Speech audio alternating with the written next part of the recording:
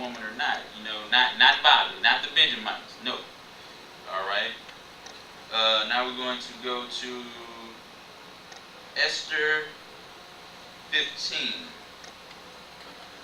1 to 16. Now that's in the Apocrypha, and I'll probably just let you use that Apocrypha if I can pull it up on my phone. Say Esther. Yeah, Esther chapter 15. First or second? This would be. It's only ain't no first or second. Esther. Yes. Oh, The Esther right here. The rest. This says the rest of Esther.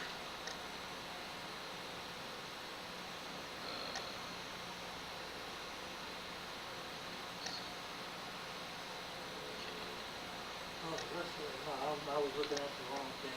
Yeah, this says the rest of Esther. 55, page 55. I can't look it up because I'm on the And phone. what chapter? Chapter 15. Chapter 15. Let me see what's in here. I'll put it up here. Yeah, this is 1 to 16.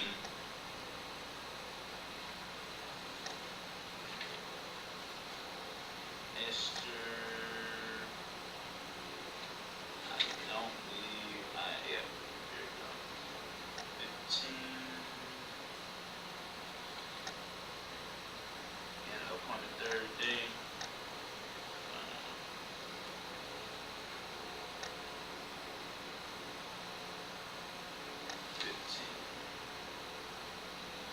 Yeah, I'll just read off of this thing. What is it, chapter 15? Yes. Chapter 15. 1 to 16. Yeah, one through The whole chapter. 16. Yeah, the whole chapter. Okay, here we go. All right. And upon the third day, when she had entered her prayer, so this is Esther. She's already queen at this point. Huh? Yeah, ended her prayer. And at this point in time, she's the queen right now. You know, she's royalty. So, verse 1. And upon the third day, when she had ended her prayers, she laid away her mourning garments, and put on her glorious apparel, and being gloriously adorned, after she had called upon Yah, who is the beholder and Savior of all things, she took 2 maids with her, and upon the one she leaned, as carrying her daintily, and the other followed, bearing up her train. You know, she at this time she was a queen. She had one of them big. You know how them royal demons. They got all the jewels and all that. They making a grand wedding. But the train, thing be like 20 feet tall. That's what old girl was carrying her train. You know what I'm saying? Okay. Verse 5. And she rooted through the perfection of her beauty, and her countenance was cheerful and very amiable, but her heart was in anguish for fear. This means like she was looking still beautiful, but inside, she was going through something.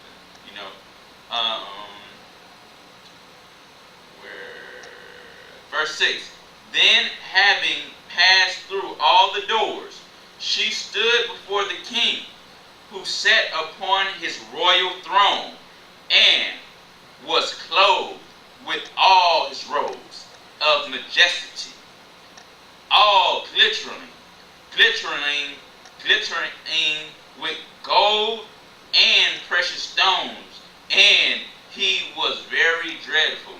And I don't know if y'all know this, but these are all stories. These are all things that happen that really just tell the story of Yahusha when he gets on his throne and how he's going to look. He's going to look very majestic. And who is going to be his wife? Zion, 12 tribes of Israel. So, in verse 7, then lifting up his countenance that shone with majesty, he looked very fiercely upon her. And the queen fell down, and was pale, and fainted, and bowed herself upon the head of the maid that went before her.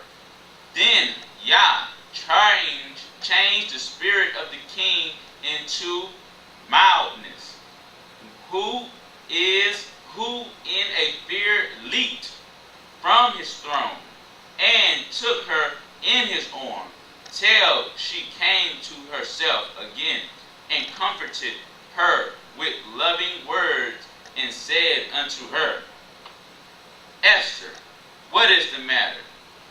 I am thy brother. Be of good cheer. Thou shalt not die, though our commandments be general. Come near. And so beheld upon his golden scepter, and laid it upon her neck, and embraced her, and said, Speak unto me.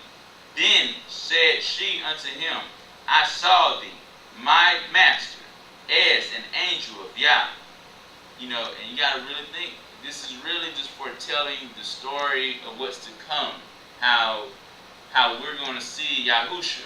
Like, wow, you look like an angel, you're majestic, you know. And my heart was troubled for fear of thy majesty. For wonderful art thou, master, and thy countenance is full of grace. And as she was speaking, she fell down for faintness. Then the king was troubled, and all his servants comforted her. And I bring that out to show you that the love that the Most High has for his daughters. You know, the king, just not anybody can make the king get off his seat. You know what I'm saying? Because it's a position of power, and you know, it's showmanship. The king got to look good. The king got to do what the king got to do. So when the king get off his throne, it's for a very important reason. Either he's spiritually angry, or something is troubling him. And Esther being sad and troubled him, and it would trouble him so much that he got off his throne to minister unto her and comfort her. So the next one is going to be Ezekiel chapter 16. We're going to start at verse 1.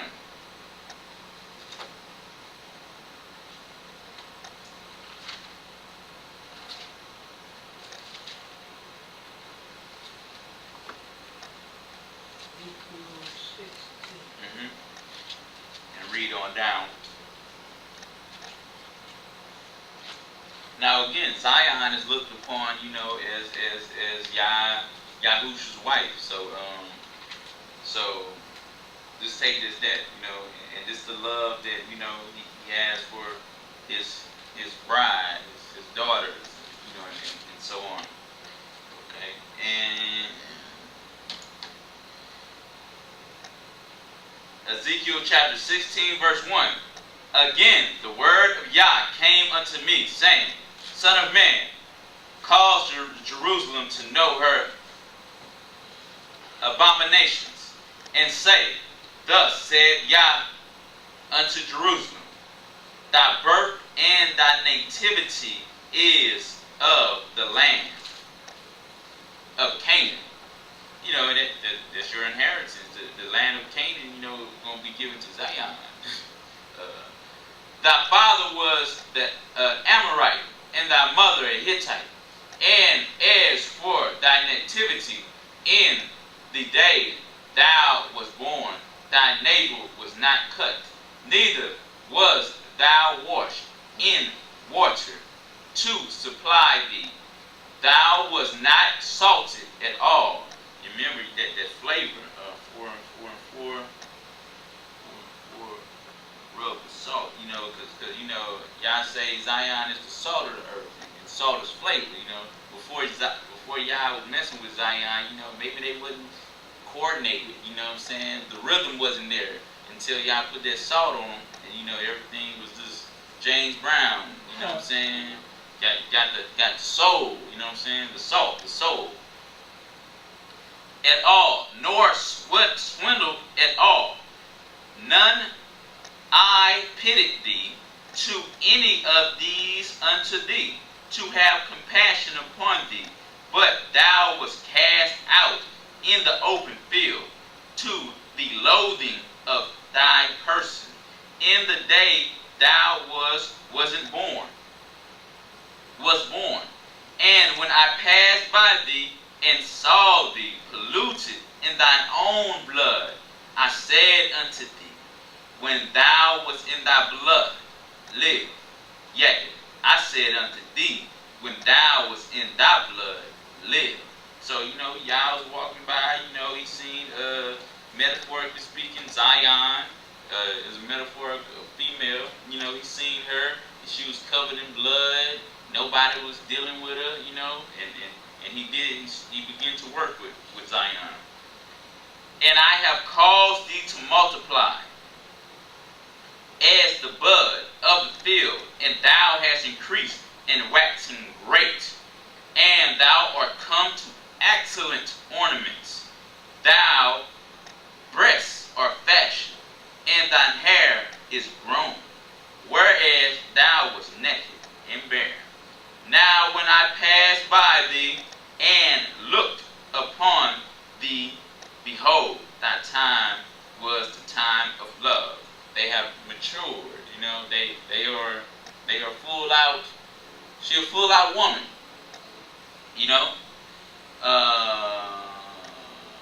time of love. And I spread my skirt over thee and covered thy nakedness. Yea, I swear unto thee and entered into a covenant with thee. What did y'all do? What happened on Mount Sinai? A covenant was made. The skirt was placed over his bride, Zion. And I swear unto thee, and entered into a covenant with thee, said Yah, and thou camest mine. Then washed I thee with water. Yea, I thoroughly washed away thy blood from thee, and I anointed thee with oil. I clothed thee also with embroidered work, and should thee with badger skin, and I girded thee about with fine linen, and I covered thee with silk. I decked thee also with ornaments, and I put bracelets upon thy hands, and a chain on thy neck, and I put a jewel on thy forehead, and earrings in thine ears, and a beautiful crown upon thine head. Thus wast thou decked with gold and silver, and thy remnant was of fine linen, and silk, and embroidered work. Thou didst eat fine flour, and honey, and oil, and thou wast exceeding beautiful. And thou didst prosper into a kingdom, and thy renown went forth among the heathen, for thy beauty, for it was perfect through my comeliness, which I had put upon thee, said Yah. So, Yah is looking at Zion as a female, as a woman. And look what he did, man. You just don't do this for anybody, you know what I'm saying? You do this for special people that you really care about,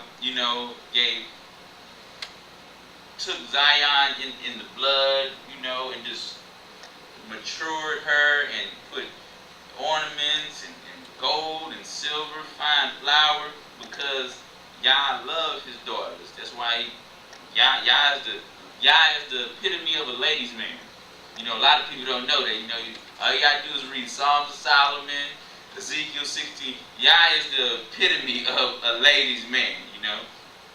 Okay, I just want to bring that out. Now we're going to go to Matthew 9, chapter 9, 18 to 26. See how much boy when y'all get a woman, man, he just wanna deck her out. You know what I'm saying? Just put everything on her.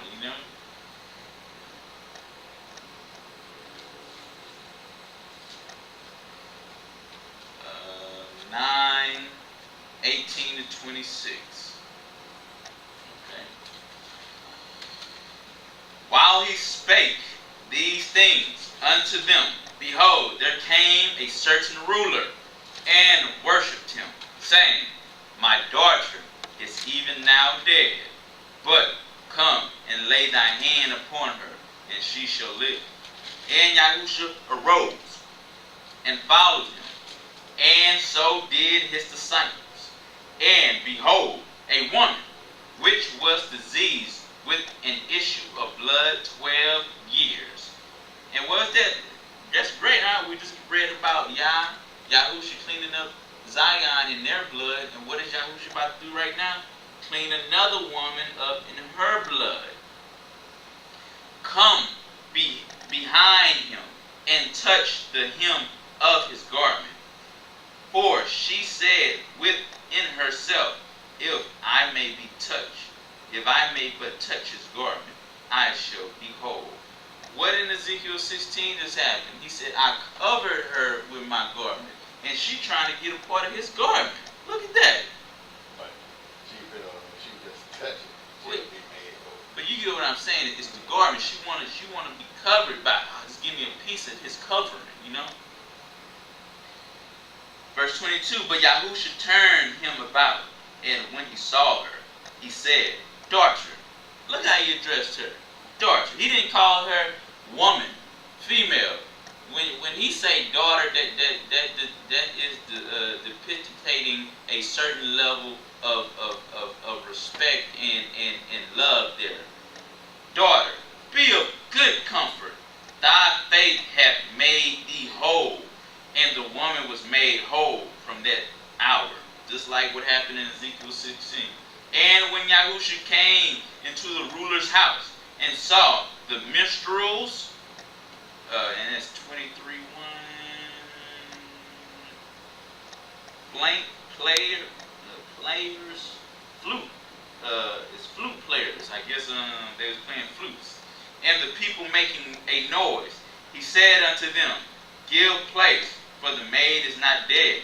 I guess after, because they thought she was dead, so they were just, playing music or whatnot, and he said unto them, Give place, for the maid is not dead, but sleepeth. And they laughed him to scorn. And knowing Zion, man, you ever seen something like what's that show? In New York, the Apollo. You know they can laugh somebody to scorn. You know what I'm saying? And that's what they was probably doing. She living. Just buzz out laughing, mocking him, he drunk. But when the people were put forth, he went in and took her by the hand, and the maid arose, and the fame hereof went abroad into all that laid. So just reading that right there about Yahusha dealing with the daughters, and his love, and how he's talking to them, and how they want to be under his covering. John 8:1-12. John chapter 8, 1-12.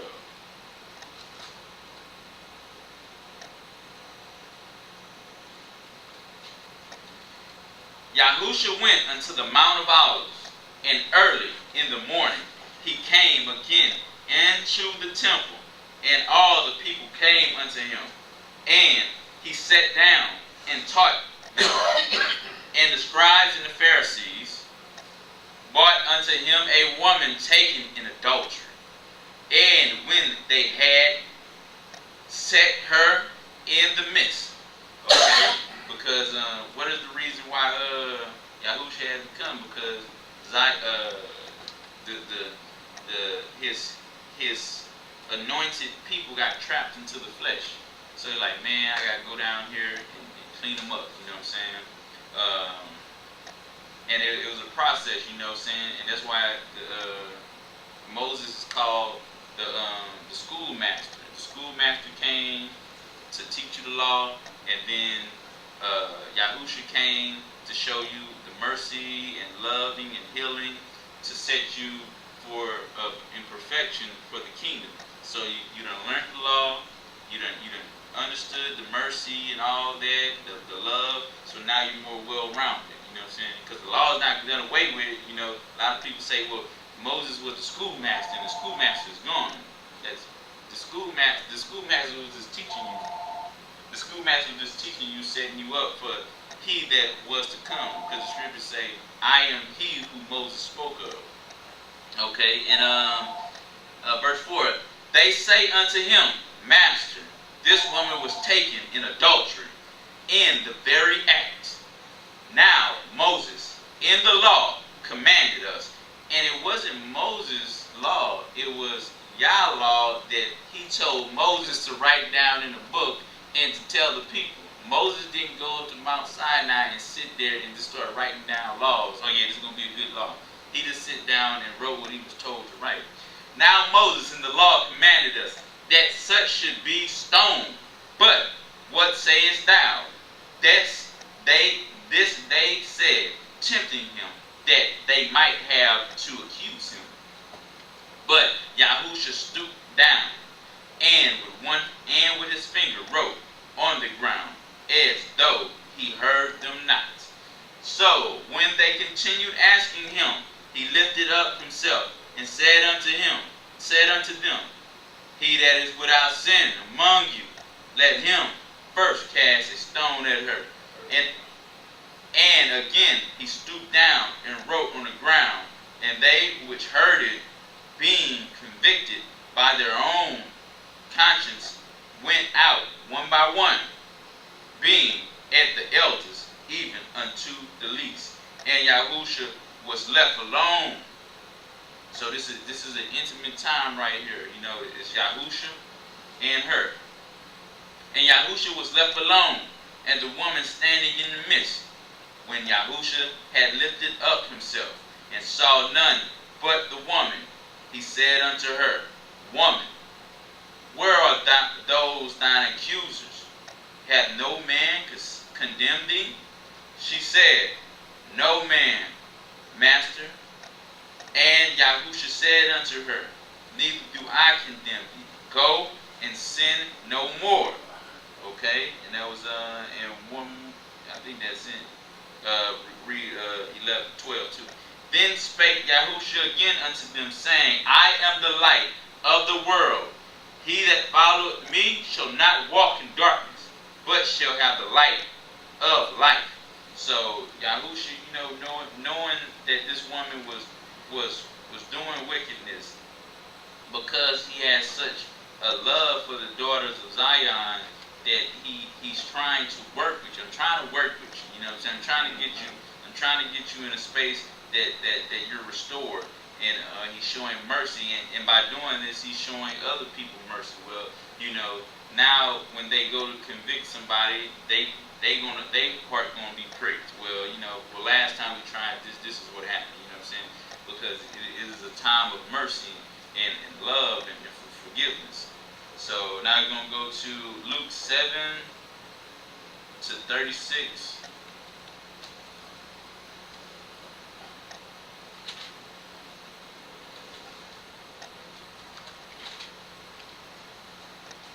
Luke 7, verse 36 on down.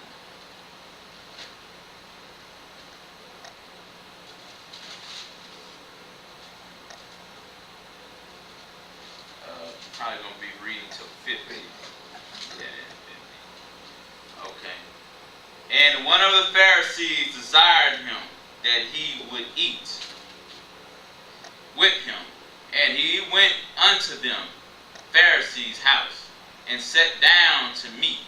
And behold, a woman in the city, which was a sinner, when she knew that Yahusha sat at meat in the Pharisee's house, bought an alabaster box of ointment, and stood at the feet behind him, weeping, and begun to wash his feet with tears. And you know, Yahusha, you know, Yahusha being the ladies' man and the loving man that he is, you know, I'm sure that moved him right off back. um, and stood at his feet behind him weeping, and began to wash his feet with tears, and did wipe them with the hairs of her head, and kissed his feet, and anointed them with the ointment. Now the Pharisees which had bidden him saw it. He spake within himself, saying, This man, if he were a prophet, would have known who and what manner of woman this is that toucheth him, for she is a sinner. So, they talking mad nonsense. Yahusha hearing every word. And Yahusha answered and said unto him, now that's bad when you don't say nothing out loud, but somebody answers the question. Simon, I have somewhat to say unto thee. Now, again, the love that the father have for the daughters, this moved Yahusha to be a little, have a little issue with Simon.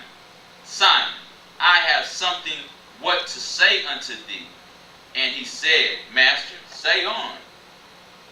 There was a certain creditor which had 2 debtors. The one owed 500 pieces, and other 50. And when they had nothing to pay, he frankly forgave them both. Tell me, therefore, which of them will love him most? Simon answered and said, I suppose that he to whom he forgave most. And he said unto him, Thou hast rightly judged. What? Oh, and right there, what did it say? Don't judge me, don't judge me. Thou hast rightly judged. That's Yahusha saying that he's doing good judgment. And he turned to the woman and said unto Simon, Seest thou this woman? I entered into thine house. Thou gavest me no water for my feet, but she hath washed my feet with tears, and wiped them with her hairs of her head. Thou gavest me no kiss, but this woman, since the time I came in, hath not ceased to kiss my feet. My head with oil thou didst not anoint, but this woman hath anointed my feet with ointment. Wherefore I say unto thee, her sins, which are many, are forgiven, for she loved much. But to whom little is forgiven, the same loveth little. And he said unto her, Thy sins are forgiven. And they that sat at meat with him began to say within themselves, Who is this that forgiveth sins also? And he said to the woman, Thy faith hath saved thee. Go in peace. So, this is just showing the love that the Most High has for women, that you got to remember, this woman was purely unclean. This woman was a complete whore. She was a known whore, to come up to him, but that's why the scriptures say I would be judging hearts. And, Yahusha feeling her repentant heart, her seeking a change of life, to be restored, hey, go as you work, all is forgiven. And he even chastised Simon for even trying to come and take a disrespectful approach to that daughter. So the next one's going to be Luke 10:38, chapter 10:38.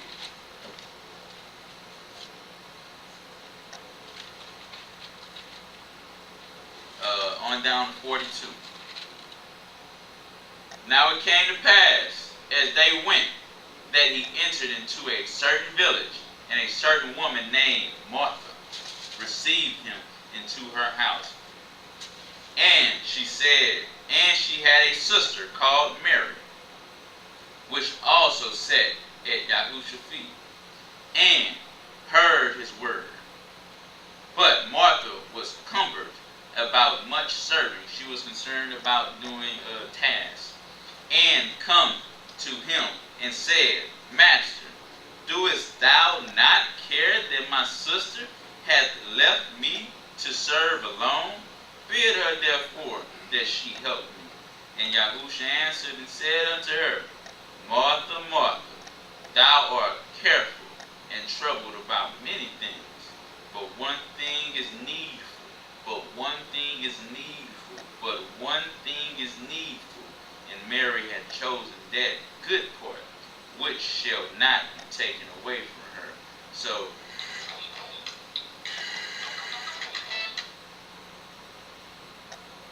shalom. And no problem. And you just see how much respect Yah has for the daughters here. You know, he telling the women, man, don't worry about working right now. I'm here. Spend some quality time with me. Don't worry about the washing of the dishes. Spend some time. Spend some time with me, and not just listen to what I'm saying. Spend some time with me. That's what Psalms of Solomon is about. A relationship. You know, I love my daughters. Come to me, my daughters. And that's why he was telling Martha, Mary has chosen that much, or something much greater than you. You worried about the ways of the world, and she's worried about me, you know? Okay, and we'll go to 2 Corinthians 6 and 18. 6 and 18.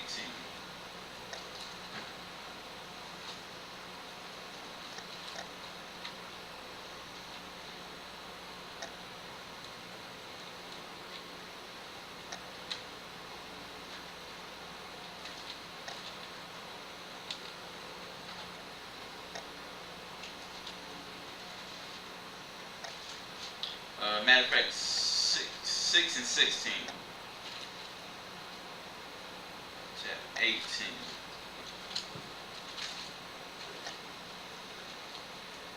And what agreement hath the temple of Yah with idols? And we understand the temple is much bigger than something that is built. The body is the temple. For ye are the temple of the living Yah.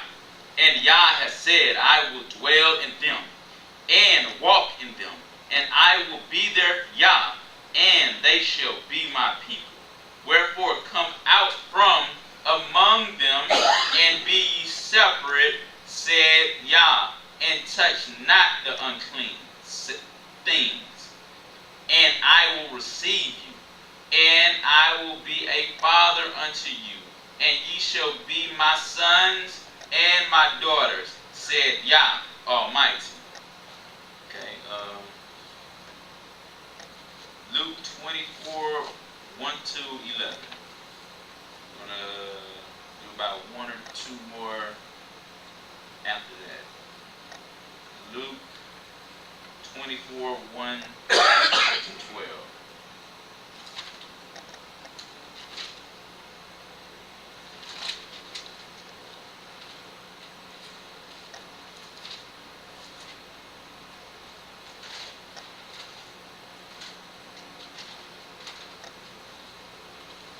Okay, so we understand that, you know, Yahusha got buried and all that, and people were weeping, you know, everybody was leaving and whatnot, but a particular thing happened here. 1 to 11. Now upon the first day of the week, very early in the morning, they came unto the sepulchre, bringing the spices which they had prepared, and certain others with them. And they found the stone rolled away from the sepulchre, and these are women. And they entered in and found not the body of Yahusha HaMashiach. And it came to pass, as they were much perplexed thereabout, behold, two men stood by them in shining garments. And as they were afraid and bowed down their face to the earth, they said unto them, Why seek ye the living among the dead? He is not here, but is risen. Remember how he spake unto you when he was yet in Galilee, saying, The Son of Man must be delivered into the hands of sinful men, and be crucified, and the third day rise again. And they remembered his words. see how quickly people forget? Yeah. You see how quickly people forget? That's a side note. That's why it's got to be repetitive. You know, that's why every day on TV, Satan reminds people to sin because they might forget. Remember, hey, sin. Come on, guys. Come on. Fornication. Come on. See Adultery. See that on every channel you change to now. But my point is, it has to be repetitively gone. You know, remember to fornicate. You know. Satan don't do this all day, every day. You know, make sure it's in the videos. Come on. But you gotta remember. And you know, just how easy people forget to sin, so to speak. People be forgetting to remember the word of Yah. And they remembered his words and returned from the sepulchre and told all these things unto the 11 and to the rest. It was Mary, Magdalene, Joanna, and Mary, 3 women. 3 women. This is a big thing. The first people to get the information about Yahusha was 3 women. Wasn't any of the disciples. It was 3 women. That's a big thing to point out. And the angels even came down and spoke to them. It was Mary, Magdalene, and Joanna, and Mary, the mother of James, and other women that were with them. So it was more than them too. Which told, so this is a group of women. It was just a group of women. Which told these things unto the apostles, and their words seemed to them as idle tales. Y'all lying. None of the disciples believed any of these women. Not one of them. They didn't believe Mary Magdalene. They didn't believe Joanna, and they didn't even believe Mary. They didn't believe none of them. And they believed them not. Then arose Peter and ran unto the sepulchre, and stooping down, he beheld the linen clothes laid by themselves, and departed, wondering in himself at which was come to pass. My point in bringing that out, you know, and y'all do everything for a particular reason. It wasn't for a particular reason that a group of women, and these particular 3 women, were the first people to find that Yahusha has been resurrected and whatnot. It was for a particular reason, and this is just showing that because that's a look at this, man. That was 2,000 years ago, and that's documented in the book that these particular women were the first people to finally see that Yahusha had ascended. You know, it's a big thing. It's not a small thing. It's a big thing. And angels. You know, yeah, faith. And what Yahusha told that woman, when the Son of Man comes, will he find the faith that you had? That he told it to a woman. He didn't tell it to a man. He told it to a woman. And that's why these churches are full of women, because the women are looking too, but you know they just being beguiled but they enjoying it too. But whatnot. But and the last few ones going to be in Proverbs. I'm going to talk about wisdom. Proverbs.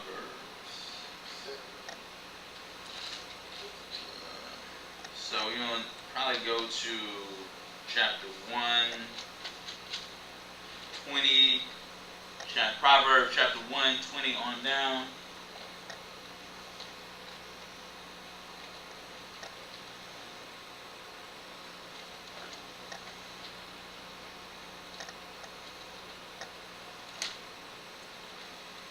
Wisdom crieth, she uttered her voice in the streets. She crieth in the chief place of concourse, in the opening of the gates, in the city. She uttered her word, saying, how long, ye simple ones, will ye love simplicity? And the scorners delight in their scorning, and fools hate knowledge. Now, everything has a vibe to, you know, a masculine vibe, a feminine vibe, and this is clearly saying that wisdom is on the feminine aspect of a vibe. And you know how women, can call you out, what I'm saying, that they can be very vocal, Yeah. very vocal. Very vocal. And look how this reads, 22. How long, this is wisdom, how long, ye simple ones, will ye love simplicity, and the scorner delight in their scorning, and fools hate knowledge. This is wisdom saying this. Turn ye at my reproach. Behold, I will pour out my spirit upon you. I will make known my words unto you, because I have called, and ye refused. I have stretched out my hand, and no man regarded. That'll be that for that. Chapter 4. Just want to touch on the characteristics of wisdom is more so on the female vibe. Chapter 4. Going to go to 1. Hear ye children, the instruction of a father, and attend to know understanding. For I give you good doctrine. Forsake ye not my law. For I was my father's son, tender and only beloved in the sight of my mother. He taught me also, and said unto me, Let thine heart retain my words, keep my commandments and live. Get wisdom, get understanding, forget it neither. Decline from the words of my mouth. Neither decline from the words of my mouth. Forsake her not. Forsake her not. Don't forsake wisdom. And again, it is clear that this is a female type principle, vibration. Forsake her not, and she shall preserve thee. Love her, and she shall keep thee. Wisdom is the principal thing. Therefore, get wisdom, and with all thy getting, get understanding. Exalt her, and she shall promote thee. Every time Yahusha or the principle, like the king with Esther, that's just a resemblance of what Yahusha is going to do with Zion. You know what I'm saying? He kicked out the proud woman and brought Zion in as the wife, as a humble wife, and this is the person he's going to adorn. It's just a story to tell, about the end times, about what's going to happen. What did the king do to Esther? He glorified. You remember she had the train. She had the one lady carrying the maid servant carrying the train. He put diamonds, golds on her. What did Yah do in Ezekiel 16? He adored her, Zion, put jewels, fine flowers on her, and all this. And listen to what this say. Verse 8, exalt her, adorn her, give her due thing, you know what I'm saying? Because that's just what it is. And she shall promote thee, she shall bring thee to honor when thou doest embrace her. She shall give to thine head an ointment of grace, a crown of glory. She shall deliver to thee. And that's why the scriptures say, what man hated his own flesh? Y'all, a lot of men don't know how to deal with women. You know what I'm saying? They not skilled. That's why I keep saying, Yahusha is a ladies' man. You know what I'm saying? He know how to deal with this fire. Because women are fire. And if you don't know how to deal with fire, man, you're going to get burnt real bad. You know what I'm saying? You burnt real bad. Be in the hospital, bandaged up. You know what I'm saying? You get burnt real bad. You know what I'm saying? Okay, and I'll just leave on that, how much, respect and honor that Yah has for his daughters, and he's making it very clear, respect the daughters, he respects the daughters, and love the daughters, and it even is clear as day, exalt her, not saying worship her and put her over you, treat her with respect. You know what I'm saying? Honor her, and she shall promote thee. She shall bring thee to honor when thou doest embrace her. She shall give to thine head an ointment of grace, a crown of glory shall she deliver to thee. You know, ain't nothing. You know, it's one thing for the king's maid servant, the king's servant to bring the crown to us, and another thing for the queen to bring it to you. Here, my king. You know, it's two different feelings. But I'll end on that, and that, you know, that was just a lesson about how Yah feels about his daughters from the inheritance, how he was hurt for the hurt of the daughters, how, you know, how the first people who saw the resurrection completed with women. You know, it's a very obvious thing that Yah, through Yahusha, got a lot of respect and love for the daughters. So I just want to bring that up. All right, in their recording.